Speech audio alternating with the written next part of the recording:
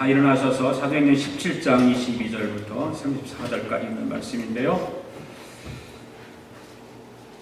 사도행전 17장 22절부터 34절까지 있는 말씀 우리 함께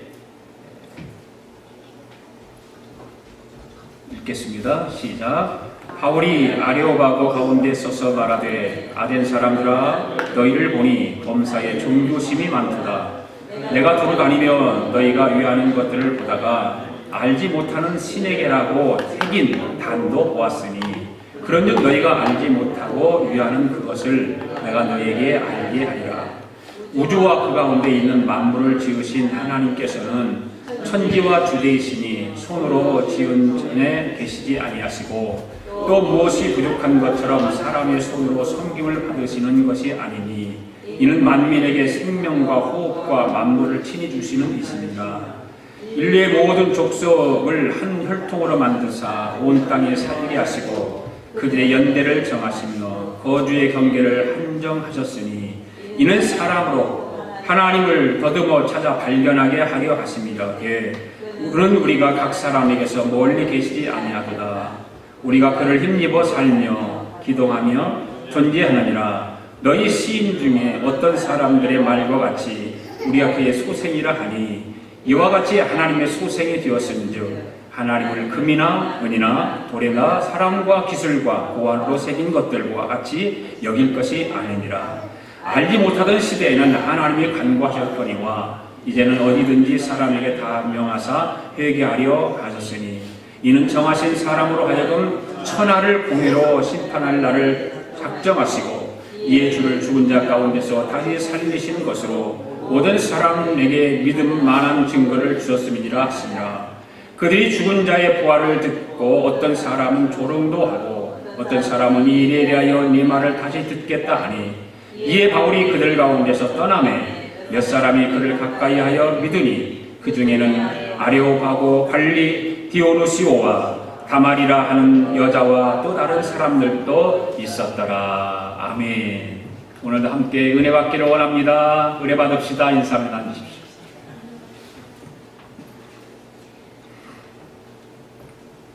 우리나라에서 예수 믿는 사람들이 가장 많이 사는 곳이 여러분들 어딘지 아십니까? 예수 믿는 사람들이 제일 많은 곳이 어디입니까? 천안함 사건이 어디서 일어났습니까? 백령도에서 일어났죠. 백령도. 네. 백령도에서 일어났습니다. 바로 그 백령도가 우리나라에서 가장 예수 믿는 사람들이 많은 그런 곳이랍니다. 백령도에는 인구가 한 5,000명 정도, 5,000 몇백 명 정도 사는데 그 5,000명 중에 80%가 예수 믿는 사람이라. 백령도에는 교회 외에 절도 없고 성당도 없고 교회만 있답니다. 그래서 백령도에 사는 사람들은 바쁜 주업을 하다가도 농사일을 하다가도 주일이 되면 모든 일을 다 중단하고 교회에 가서 예배를 드린답니다. 그곳에는 우리나라에서 두 번째로 오래된 중화동 교회가 있대요. 1896년 갑오전병 때에 그곳에 귀향살이를 왔던 사람이 교회를 세웠답니다. 그리고 우리나라에서 두 번째로 오래된 교회. 그 교회 때문에 백령도에 교회가 세워지게 되었고 예수 믿는 섬이 되었다고 합니다. 그곳을 방문하는 사람들이 백령도가 최전방인데 이곳에 사는 것이 무섭지 않느냐고 물어보면 그곳에 사는 사람들의 대답은 이곳처럼 안전한 곳이 없다라고 대답을 한답니다. 왜냐고 물어보니까 이곳에는 귀신 잡는 해병대 용사들이 24시간을 철동같이 지키고 있으니까 안전할 수밖에 없다라고 한답니다. 그리고 무엇보다도 더 중요한 것은 이곳은 미신 신앙을 가지고 우상 숭배하는 사람들이 한 사람도 없이 오직 하나님만 믿는 사람들이기 때문에 하나님께서 우리 이 100명도 있는 사람들을 눈동자와 같이 지켜주시기 때문에 우리는 두려움이 없고 무섭지 않다라고 대답을 한다고 합니다. 그러면서 백령도 사람들이 자랑하는 것 또 한 가지는 뭐냐면, 백령도하고 북한하고 같은 위도상에 있는데 북한 땅 사람들은 가난해서 먹을 것이 없어서 굶주리고 사는데, 자기들은 같은 위도상에 살지만 하나님께서 축복해 주셔서 농사를 해도 잘 되고 어업을 해도 잘 되고, 그래서 한 해 벌으면 3년을 먹을 수 있답니다. 바로 백령도 사람들의 신앙을 보면서 아무리 전방에 위치해도 하나님이 보호해 주시면 그곳은 안전한 곳이 될 수 있는 것입니다. 네. 오늘 본문의 사도 바울이 아덴의 아레오바고의 사람들에게 하나님이 어떤 분인가? 아레오바고에 있는 사람들은 미신을 섬기는 사람들, 우상을 숭배하는 사람들입니다. 그래서 그 사람들에게 복음을 전하는데 모르는 자나요, 하나님에 대해서. 그래서 하나님이 어떤 분이신가를 설교하는 내용입니다, 오늘 본문은. 이 아레오바고는 아덴의 최고 법정이거나 아니면 의사당, 아레오바고라는 곳이 바로 그런 곳이거든요. 이 아레오바고에서 행한 바울의 설교는 아덴 사람들의 그 성향에 맞추온 그 대단한 그 바울만이 가지고 있는 철학적인 방식을 가지고 설교를 하고 있어요. 직설적인 그런 설교를 하고 복음을 전하는 것이 아니라 그 아레오바고에 있는 사람들의 그 우상 숭배하고 그 아레오바고에 있는 사람들이 가지고 있는 아덴에 있는 사람들이 가지고 있는 그 종교성, 그 종교성을 잘 파악을 하고 하나님에 대해서 설교를 하고 있는 것입니다. 그래서 오늘은 증인들의 이야기 쉬운 7번째, 종교성이 많은 아덴 사람들이라고 하는 제목으로 말씀을 강의하도록 하겠습니다. 오늘도 말씀을 집중해서 들으시고 은혜 받는 복된 시간이 되기를 바랍니다. 첫째, 종교성이 많은 아덴 사람들은 어떤 사람들인가? 지난 주일도 아덴 사람들에서 우리가 공부를 했지만 다시 한번 봅시다. 23절, 22절, 23절 있습니다. 시작. 바울이 아레오바고 가운데 서서 말하되 아덴 사람들아, 너희를 보니 범사에 종교심이 많도다. 내가 돌아다니며 너희가 위하는 것들을 보다가 알지 못하는 신에게라고 새긴 단도 보았으니 그런즉 너희가 알지 못하고 위하는 그것을 내가 너희에게 알게 하리라. 22절에서 보면 아덴 사람들아, 너희를 보니, 너희는 범사에 뭐가 많다고 그랬습니까? 종교성이 많다. 그렇게 말하고 있습니다. 실제로 아덴 사람들은 참으로 종교성이 많은 사람들이었습니다. 그들에게는 25,000에서 3만 개 정도의 우상이 있었습니다. 아덴 사람들의 섬기는 3만 개의 우상을 섬기는다고 생각해 보십시오.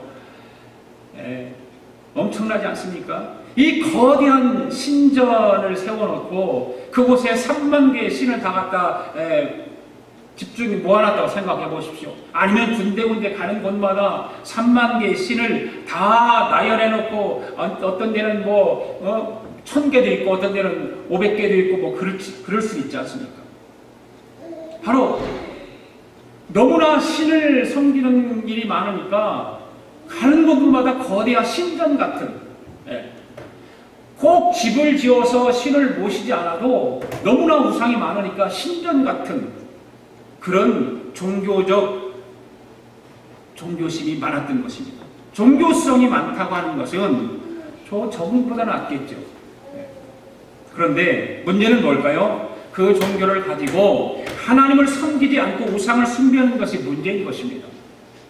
종교성은 많은 건 좋은 건데 그 많은 종교성을 가지고 하나님께서 우리에게 허락하신 종교성이 다 있잖아요. 그런데 하나님만을 섬기도록 우리에게 그 신앙심을 주었는데 이 아덴 사람은 그렇지 못한 것입니다. 하나님께서 천지를 창조하실 때 인간에게만 이 종교성을 부여해 주셨습니다. 아멘. 인간에게만. 하나님의 형상을 따라서 사람을 만드셨습니다. 그 하나님을 섬기고 하나님과 교제할 수 있는 본능을 하나님께서는 우리를 창조하실 때 그렇게 만드셨어요. 그런데 인간이 죄를 지음으로 말미암아 범죄함으로 말미암아 타락함으로써 하나님과의 교제가 끊어지고 말았습니다. 단절되어 버린 것입니다. 인간에게 있어서 최대의 불행은 뭘까요? 바로 하나님과 단절된 것입니다. 하나님과 교제가 끊어진 것입니다. 그런데 비록 인간이 범죄하고 하나님과의 교제가 단절되어서도 하나님이 심어준 그 종교성은 그대로 남아있다 그 말입니다. 타락했어도, 죄를 짓고 타락했어도 그 종교성은 그대로 남아있는 것입니다. 그런데 이 남아있는 종교성을 가지고 인간들은 어떻게 합니까? 하나님 외에 다른 신을 만들어서 섬긴다는 거예요. 하나님 외에. 하나님만 섬기고 하나님과 교제하도록 만들어 놓은 그 신앙심을 타락하면서 다른 신을 섬겨요. 우상을 섬겨요. 그렇습니다. 사람은 누구나 종교성을 가지고 있습니다. 다 너나 나 할 것 없이 종교성을 가지고 있습니다. 종교성이 없는 사람은 아무도 없습니다. 그렇기 때문에 사람은 어떠한 것이라도 믿고 싶은 마음이 있는 거고 의지하고 싶은 마음이 있는 것이고 그래요. 그래야 살아가는 것이 안심하다라고 생각해요. 왜? 다 종교성이 있기 때문에. 종교심이 다 있기 때문에. 뭔가를 믿고 싶은 것이, 믿는 것이 있어요. 어떤 사람은 그래요. 그 종교성을 가지고 돌멩이도 믿고 나무를 섬기기도 하고 그렇지 않습니까? 어떤 사람은 그 종교성을 가지고 귀신을 섬기고 어떤 사람은 미신적인 요소라든지 우상을 섬기지는 않지만 돈을 좋아하고 권력을 좋아하고 하다못해 자기를 믿는 사람이 자기를. 다른 사람은 아무도 못 믿어. 다른 것은 아무도 믿을 수 없어. 자기만 믿는 사람이 있어요. 불안한 거예요. 다른 사람이 뭐 돈 맡기면 불안해요. 지난주인가 뉴스에서 어떤 할아버지가 돈을 잊어버렸다고 신고했잖아요. 그 할아버지 노숙자예요. 근데 돈 잊어버렸다고 신고했어. 그 경찰이 추적을 했어요. 그 할아버지 온내를 쭉 가보니까 어떤 비닐봉지 이게 천막 같은 치는 그 비닐봉지가 있는데 거기를 보니까 그 안에 돈이 2억 5천만 원이 그 안에 있어요. 2억 5천만 원이 현찰이 5만 원 돈으로 현찰만. 그리고 와서 할아버지 몸을 또 보니까 몸 안에 2억이 또 있어. 그래서 가족들을 찾았어요. 가족들하고 만나지도 않고 헤어져서 사는 할아버지인데 노숙자로 살아가 그 할아버지가 4, 5천만 원을 가지고. 그래서 경찰이 그러면 아들한테 맡겨서 아들이 관리를 하고 아들이 못 쓰게 하고 법적으로 이렇게 해놓고 돈 가지고 다니면 위험하니까 그렇게 하라. 나는 아무도 안 믿습니다. 못 믿는 거 사람. 그러니까 자기가 움켜쥐고 다녀야 되는 거예요. 믿지를 못하는 거예요. 자기 마음을 치우고 자기만 믿는 거예요. 자기가 가지고 다녀야 좋은 거예요. 그런데 우리가 알아야 할 것은 뭡니까? 하나님께서 우리 인간에게 종교성을 주셨는데 하나님을 섬기지 못하고 다른 우상을 섬기는 것은 참으로 불행한 일이 되는 것입니다. 참으로 불행한 것입니다. 어떤 아덴 사람들은 하나님께서 주신 종교성을 가지고 여러 가지 헛된 우상을 만들어서 섬겼습니다. 너무나 많은 신들을 만들어 섬기다 보니까 오늘 23절에서 무슨 말을 하고 있습니까? 자기들도 알지 못하는 신들에게 그런 말을 하고 있어요. 자기들도 몰라. 무슨 신인지도 몰라. 자기들이 만들어 놓고도 몰라. 그리고 이름도 붙이다가 이름이 붙일 이름이 없어. 너무 많으니까. 그러한 열심 있는 종교성을 가지고 하나님을 섬겼다면 얼마나 좋겠습니까? 하나님으로부터 많은 복을 받아 누리며 살았을 텐데, 그렇죠? 그 종교성을 가지고 하나님을 섬기면 하나님께서 엄청난 복을 허락해 주셨을 텐데 참으로 안타까운 일이 아닐 수가 없습니다. 이 세상에는 우리가 다 알지 못해서 그렇지 이런 열심 있는 종교성을 가지고 하나님 외에 우상을 섬기고 다른 미신을 섬기는 나라들이 얼마나 많은지 모릅니다. 그래서 호세아 선지자는 우상을 숭배하는 백성들에게 이러한 말을 선포하고 있지 않습니까? 호세아 6장 3절 6절 보면 하나님은 제사보다 번제보다 하나님을 아는 것을 원하노라. 여호와를 알자, 힘써 여호와를 알자. 이런 말씀을 선포했어요. 우리나라 사람들도 아덴 사람들 못지않게 종교성이 참 강합니다. 그렇죠? 우리나라 사람들도 종교성이 참 강해요. 그래서 우상 숭배하는 사람들도 많아요. 미신을 섬기는 사람들도 많아요. 우리가 말하는 귀신을 섬기는 사람들이 참 많아요. 우리나라가 가지고 있는 어떤 민속 문화가 그런 것이라서 그런지는 모르겠지만 미신이 참 많아요. 저는 점차적으로 그런 것들이 좀 많이 없어질 것이라고 생각을 합니다.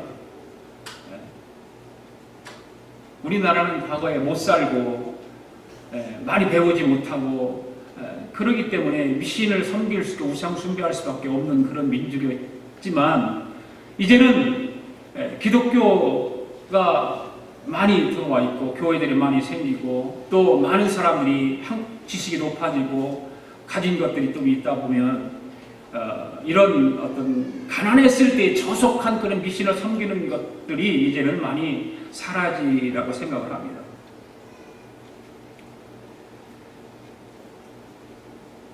하나님을 바로 알고 세상 가운데서 뛰어난 민족으로 우리나라도 언젠가 축복받을 날이 오리라고 생각합니다. 걱정은 되지만 저와 여러분들의 기도가 있으면 우리 민족이 하나님만을 섬기는 민족으로 세계 속에 우뚝 서게 될 날이 속히 오리라고 믿습니다. 아덴 사람들이 종교성 때문에 우상을 섬기고 많은 신들을 만들어 섬기는 그들에게 바울이 이제는 하나님이 어떤 분인가를 설명하기 시작합니다. 그래서 두 번째, 아덴 사람들에게 하나님을 알게 해주는 그런 말을 설교를 합니다. 24절 25절 읽습니다. 시작. 우주와 그 가운데 있는 만물을 지으신 하나님께서는 천지의 주제시니 손으로 지은 전에 계시지 아니하시고 또 무엇이 부족한 것처럼 사람의 손으로 섬김을 받으시는 것이 아니니 이는 만민에게 생명과 호흡과 만물을 친히 주시는 이심이니라. 아멘. 바울은 그 아덴 사람들에게 하나님이 어떤 분이신가를 자세하게 설명하기 시작합니다. 23절 말씀에서 보면 내가 다니면서 여러분이 예배하는 대상들을 살펴보는데 보니까 알지 못하는 신에게라고 새긴 제단도 내가 보았다. 그런데 나는 여러분이 알지 못하고 예배하는 그 대상을 내가 여러분들에게 지금부터 설명하겠다라고 설교 시작하는 거예요. 하나님이 어떤 분이신지 설교를 통해서 분명하게 그 아덴 사람들에게 설명하기 시작합니다. 이 설교 가운데 알지 못하는 신은 누구를 뜻할까? 당시 헬라 사람들은 수많은 신들을 섬겼습니다. 그런데 모든 신들 그 명단 중에서 어떤 신들이 빠져서 그 신으로부터 저주를 받을 것이라고 하는 염려 때문에 헬라 사람들은 알지 못하는 신들의 저주로부터 보호받기 위해서 그 보호받는 것을 그 종교성을 가지고 그 알지 못하는 신도 가 섬기는 거예요. 알지 못하지만. 왜 사도 바울이 그 얘기를 꺼냈을까요? 왜 아덴 사람들에게 그런 얘기를 꺼내서 설교를 하고 있을까요? 하나님에 대해서 이제 설명을 하는데 하나님은 실체가 분명하지 않는 하나님이 아니라 실체가 분명한 살아계신 하나님임을 강조하기 위해서 말하고 있는 겁니다. 지금.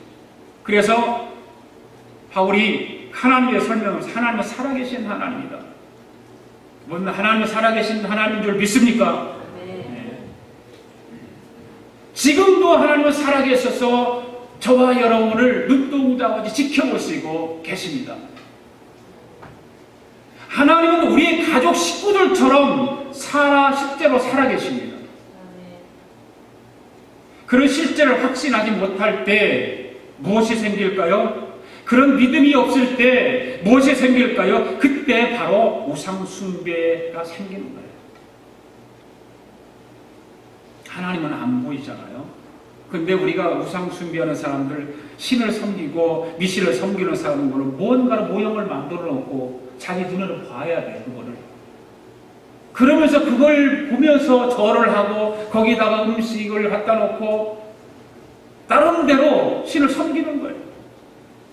바로 하나님이 우리 눈에는 보이지 않지만 살아계신 하나님으로, 전능하신 하나님으로 믿는 믿음이 있다면 우상 숭배할 이유가 하나도 없습니다.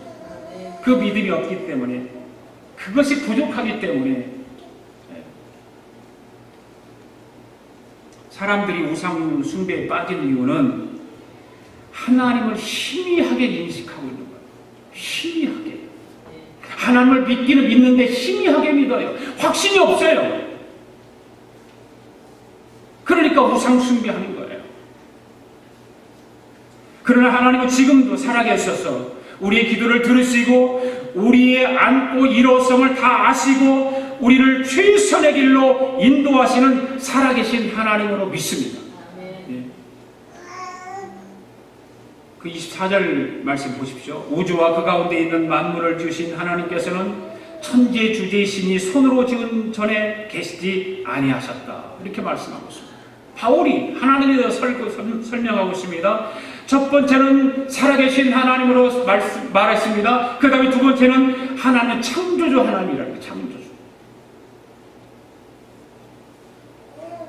하나님의 모든 것을 다스리시며 세상에 어떤 것보다 크신 창조주 하나님이시다. 우주 만물을 창조하신 하나님이시다. 그리고 하나님은 광대하신 하나님이시다. 이렇게 설명하고 있는 것입니다. 우리가 하나님을 섬길 때 하나님이 부족해서 섬기는 것이 아닙니다. 하나님은 생명과 호흡과 만물을 주시는 풍성하신 하나님이라고 25절에서 또 그 말을 해요. 하나님은 풍성하신 하나님이다. 살아계신 하나님이고 창조주 하나님이시고 하나님은 풍성하신 하나님이시다. 여러분 믿습니까? 네. 하나님의 가장 뚜렷한 속성은 사랑하는 자녀들에게 주시기를 기뻐하시는 하나님이세요. 네. 하나님은 항상 준비하고 계세요. 사랑하는 자녀에게 주시기를 기뻐하시는 하나님. 때로 하나님이 무엇인가를 바치라고 하는 것이 있어요. 그때는 그것은 사실은 더 많이 주기 위해서 그러는 것입니다. 네. 때로 우리가 부족한 모습을 보여도 하나님은 우리를 향한 멋진 생각들, 멋진 계획들을 금방 그런 것을 처리하지 않고 회개하면 언제나 현재의 모습 그대로 우리를 받아주시고 새롭게 이렇게 세워주시는 줄 믿습니다. 26절 말씀 보십시다. 시작. 인류의 모든 족속을 한 혈통으로 만드사 온 땅에 거하게 하시고 저희의 연대를 정하시며 거주의 경계를 항하셨으니. 자, 지금 아덴 사람들에게 바울이 하나님에 대해서 지금 설교하고 있는 거예요. 설교. 이 말씀은 사람의 생사화복과 국가의 흥망성쇠가 모두 하나님의 뜻 가운데 이루어지고 있다는 암시를 주는 말씀이에요. 그래서 하나님은 어떤 하나님이신가? 섭리하시는 하나님이시다. 아덴 사람들에게 그 하나님은 섭리하시는 하나님이다. 모든 인간의 생사화복, 나라의 흥망성쇠를 주관하시는 섭리하시는 하나님이시다. 여러분의 삶에 섭리하시는 하나님이 개입하시는 걸 믿습니까? 네. 그러므로 하나님을 진실로 믿는 사람은 어떤 시련이 와도 좌절하지 않습니다. 실망하지 않습니다. 왜냐하면 극적인 하나님 역전의 때가 오기 때문에 그럽니다. 하나님은 섭리하시는 하나님으로 우리를 그렇게 어려움과 시련 가운데서 우리가 절망하지 않고 하나님의 섭리하심을 믿고 기대하고 기다리고 있으면 하나님은 반전을 우리에게 허락하시는 거예요. 믿습니까? 네. 여러분 지금 뭔가 잘 안 된다고 시련이 있다고 낙심하고 절망하지 마십시오. 하나님은 반드시 우리의 역전의 때를 허락하시는 줄로 믿습니다. 아멘. 27절 28절 있습니다. 시작. 이는 사랑으로 하나님을 더듬어 찾아 발견하게 하려 하심이로다. 그는 우리가 각 사람에게서 멀리 계시고 아니하도다. 우리가 그를 힘입어 살며 기도하며 존귀하시는 너희 시인 중 어떤 사람들의 말과 같이 우리가 그의 소생이라 하니. 바울은 이 말씀을 통해서 종교성이 많은 아덴 사람들에게 하나님에 대해서 설명하고 있는데, 하나님은 섭리하시는 하나님일 뿐만 아니라 하나님은 동행하시는 하나님. 동행하시는 하나님. 믿지 않는 사람들은 하나님을 절대로 찾지 못해서 마치 영적인 시각장애자와 같은 더듬어서 찾는 거예요. 더듬더듬거리는 거예요. 그렇지만 실제로 하나님은 가까운 데 계시다는 거예요. 아멘. 그래서 우리와 동행하시고 매일 우리는 하나님의 은혜로 살아가고 있다는 사실입니다. 아멘. 여러분, 가끔 여러분의 삶에 고난이 와도 하나님의 동행하심이 사라지는 것은 아니다는 거예요. 고난이 왔다고 해서 하나님이 나와 그런 동행하시 않나 봐, 내게 더 떠났나 봐, 나하고는 상관없나 봐. 하나님 그런 하나님이 아니십니다. 아멘. 항상 내 곁에서 동행하시고 계십니다.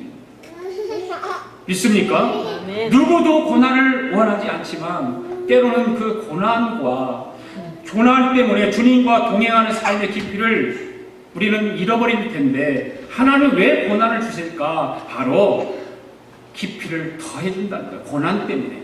우리 신앙도 깊이를 더해줄 것이고 우리 삶의 인생의 모든 깊이도 더해주신다는 거예요. 그 고난 때문에.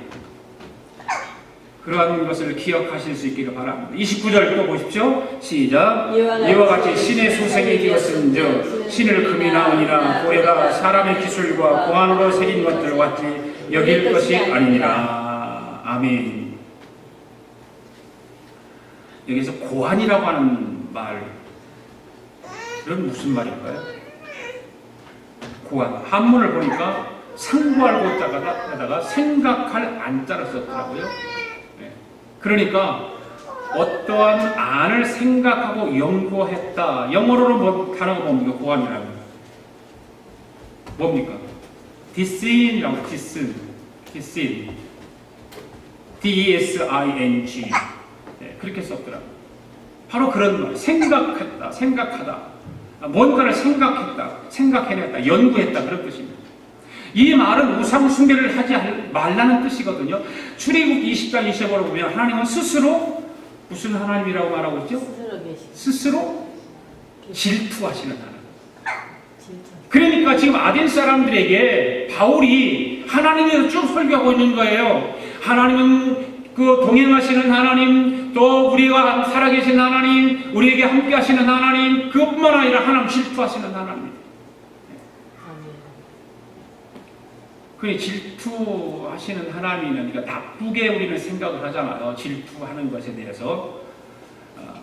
이 말이 질투 자체가 나쁜 것이 아니라는 뜻입니다. 질투 자체가 나쁜 뜻이 아니라 바른 모습 안에 있는 건강한 질투는 때로는 필요한 건강한 감정의 요소 가운데 하나가 질투입니다. 그러니까 예를 든다면 남편은 아내가 자기만 사랑해 주기를 원하잖아요. 그렇죠?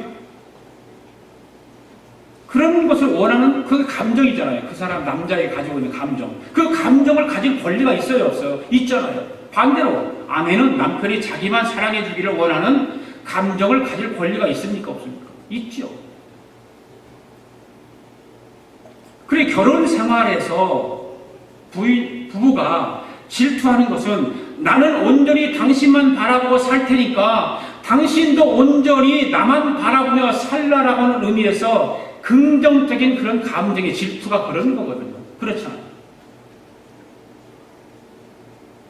배우자의 신실한 애정을 바라는 질투가 없다면 배우자에게 온전한 마음을 주지 않는다는 뜻도 되지 않겠어요? 질투가 없다. 결국 사랑에는 질투의 감정이 필요하다. 그 말입니다. 사랑의 바른 모습을 띈다면 그 사랑에서 나오는 질투의 감정도 바른 것이다. 그 말입니다. 나쁜 것만은 아니다. 그래서 하나님은 질투하시는 하나님, 하나님 스스로 나는 질투하는 하나님이라고 말씀했습니다. 그 질투한다라고 하는 하나님께서 말씀하시는 게 뭐냐? 나는 사랑의 하나님이다, 그 말입니다. 사랑의 하나님. 나는 너희들을 끝까지 사랑한다. 나는 너희들을 사랑하는 사람이다. 그래서 성도의 마음이 하나님 바라보지 않고 세상의 우상으로 향하면 하나님은 어떻게 하신다? 질투하십니다. 질투하십니다. 결국 우상 숭배는 영적인 간과 같은 것이 되기 때문인 것입니다. 그래서 아덴 사람들에게 바울이 그 이야기를 듣거든요. 하나님 질투하시는 하나님. 너희의 종교성이 많은 건 참 좋은데 너희들이 지금 잘못하고 있다는 거예요. 그 종교성을 가지고 하나님을 섬기고 해야 되는데 하나님을 섬기지 못하니까 하나님은 지금 질투하십니다.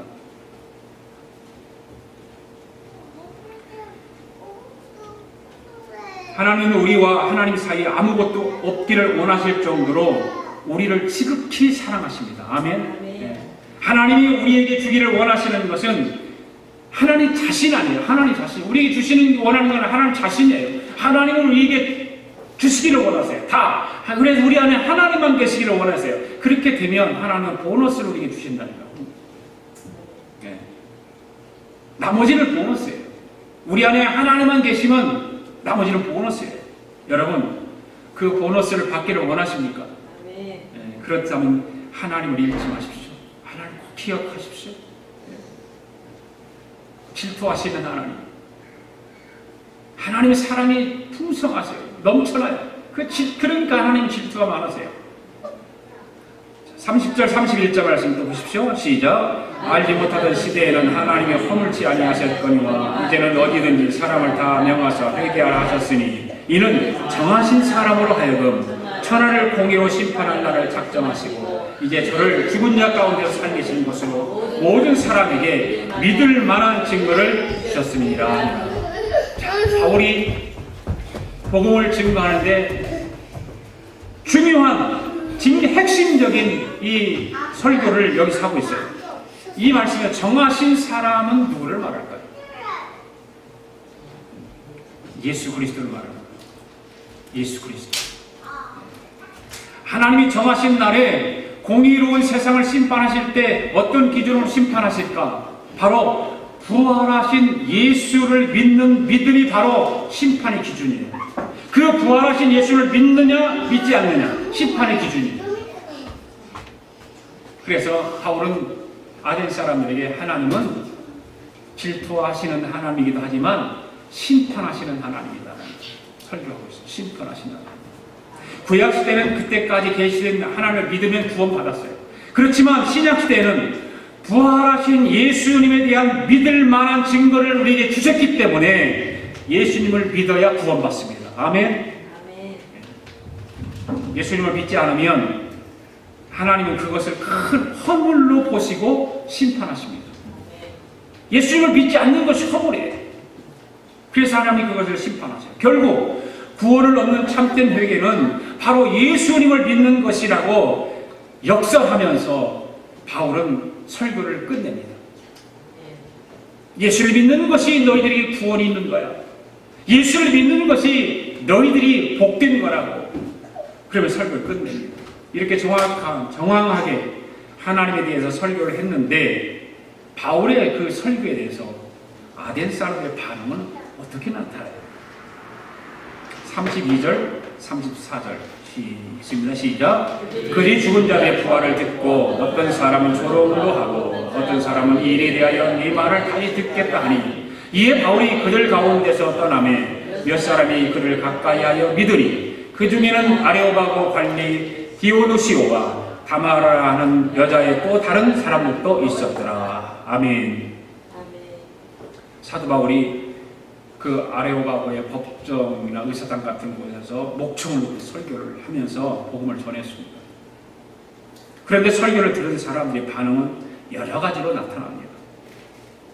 어떤 사람은 복음을 듣고 조롱하기도 합니다. 비웃고 빈정대립니다. 그들이 바울이 전한 복음에 대해서 받아들이기 힘든 것이 뭘까? 바로 부활에 대한 메시지, 부활에 대한 메시지. 부활한다는 것에 부활을 믿지 않으면 너희는 그 부활을 예수 그리스도의 부활을 믿지 않으면 구원 못 받는다고 설교한 그 내용의 부활 때문에 부활. 헬라 사람들은 부활 신앙이 없었죠. 사람이 한번 죽으면 끝이지. 부활을 한다는 것 어떻게 믿느냐? 믿지 못한다는 거죠. 그렇기 때문에 바울이 전한 부활에 대해서는 받아들일 수 없었던 것입니다. 네. 그런데 오늘 우리가 확실하게 알아야 할 것은 기독교의 복음의 핵심은 부활입니다. 할렐루야. 부활 신앙입니다. 십자가의 복음, 나를 위해 십자가에 죽으신 것, 예수님이 고난당하신 것, 무덤에 묻힌 것 다 믿는 것 중요해요. 그러나 부활을 믿지 못하면, 복음의 핵심 부활이 없으면 우리는 예수 그리스도를 믿을 필요가 없는 거예요. 여러분 부활을 믿습니까? 여러분이 죽으면 부활할 것을 믿습니까? 여러분은 언제 부활하게 될까요? 언제 부활하게 될까요? 예수 믿는 사람들이 죽으면 무엇의 부활로? 무엇의 부활로? 의의 부활로. 예수 안 믿는 사람들이 죽으면 무슨 부활로? 심판의 부활로. 다 부활을 해요. 그런데 믿는 사람은 의의 부활로 하나님 보좌에 가지만 믿지 않는 사람들은 심판의 부활로 심판받고 지옥으로 가는 거예요. 언제 이렇게 부활하게 될까요? 예수님께서 천사장의 호령과 나팔 소리와 함께 강림하실 때, 할렐루야, 그때 부활하는 거예요. 이렇게 부활 신앙이 확실해야 온전한 기독교 신앙을 가진 사람입니다. 사도 바울의 설교를 듣고 일부 사람들은 다음 기회에 복음을 다시 듣겠다고 하기도 합니다. 그렇게 말하는 사람들은 조금이나도 희망이 있습니다. 사도 바울은 그들의 그러한 말을 듣고 거기에 머물러 있을 수가 없었기 때문에 그들 가운데 떠납니다. 바울 자신이 전한 복음에 대해서 믿고 안 믿는 것은 그들에게 책임이 있기 때문에 바울은 더 이상 거기에 머물 수가 없었어요. 떠나는 거예요. 그들이 믿지 않는다 해도 바울에게는 책임이 없었습니다. 왜 그렇습니까? 복음을 다 전했기 때문에 그렇습니다. 오늘날 우리가 마찬가지입니다. 여러분이 복음을 전했을 때 그 복음의 말씀을 듣고 믿든지 믿지 않든지 복음만 전하면 되는 것입니다. 아멘. 우리 책임은 그거예요. 복음 전하는 거예요. 하나님 말씀을 믿음으로 전하다 보면 그들 중에 믿는 사람이 있기 마련인 것입니다. 바울에게도 그런 사람이 있었습니다. 그래서 바울이 아덴 떠나면서 실망하지 않는 이유는 감사하게도 자기가 전한 복음을 듣고 예수님을 영접한 사람들이 있었기 때문입니다. 할렐루야. 빈정되는 사람들이 있었습니다. 다시 듣기를 원하는 사람들이 있었습니다. 그런데 그 복음을 듣고 예수 믿는 사람들이 있었다는 것입니다. 아레오바고에 근무하는 관원인 디오노시오와 다말이라고 하는 여자와 그 외에 여러 사람들이 예수님을 믿었습니다. 할렐루야. 사랑하는 교우 여러분, 모든 사람에게는 종교성이 있습니다. 그 종교성은 하나님을 믿으라고 주신 것입니다. 오늘 저와 여러분은 그 종교성을 가지고 하나님을 알고 예수 그리스도를 믿어 구원함을 받는 복받는 사람들인 줄 믿습니다. 그러나 아직도 우리 주변에는 그 종교성은 있으나 하나님을 알지 못하고 예수님을 믿지 않는 사람들이 많습니다. 주님께서 재림하시는 날, 그 마지막 날에 무서운 심판이 내 앞에 있는 줄 모르고 자기 앞에 있는 줄 모르고, 아니 알고는 있지만 그저 희미하게만 생각하고 나는 아니겠지 하며 태연하고 무능하게 신앙생활을 하고 있지는 않는가. 오늘 우리 자신을 한번 살펴보기를 원합니다. 희미하게 알고는 있어요. 알기는 알아요. 그런데 내 신앙생활을 하는 걸 보면 너무 무능하게 신앙생활하고 있지 않는가. 너무 태연하게 신앙생활하고 있지는 않는가. 오늘날 여러분 주위의 종교성을 가지고 우상 숭배하는 자들이 불쌍하지는 않습니다.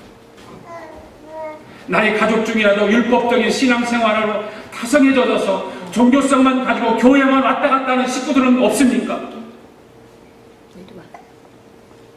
혹시 그러한 사람이 나는 아닙니까?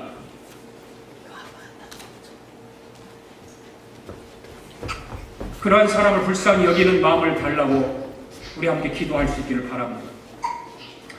이 시간 모두 일어나시거나 그리고 눈을 감으시고 오늘 말씀을 한번 생각해 보시기 바랍니다. 주님의 재림은 분명하게 우리 앞에 있을 텐데 하고 알고는 있는데 희미하게만 생각하고 무능한 신앙인은 아닌지, 나는 어떤 신앙입니까? 종교성만 가지고 그런 사람이 우리 식구이고 그런 사람이 나라면 이 시간 성령님, 나의 식구들, 나의 남편을 불쌍히 여겨 주시옵소서, 나의 아내를 불쌍히 여겨 주시옵소서, 성령님 나를 불쌍히 여겨 주시옵소서 하고 부르짖어 기도할 수 있기를 바랍니다. 내 안에 더럽고 추악한 우상들을 물리쳐 주시옵소서. 이 시간에 우리 합심하여 통성으로 기도하겠습니다.